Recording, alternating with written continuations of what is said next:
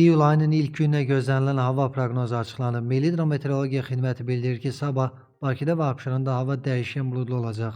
Arabir tutulacaq, lakin yağmursuz keçəcək. İyunun 30-dan iyulun 1-nə keçən gecə bəzi yerlərdə qısa müddətli yağış yağacaq. Mülayim şimal-qərb küləyi əsəcək. Temperatur gecə 19-23, gündüz 26-30 dərəcə isti, atmosfer təzyiqi isə 755 mm civə sütunu olacaq. Naxçıvanda gecə saatlarında arabir qısa müddətli yağış yağacaq. Temperatur 29-31 dərəcə isti olacaq.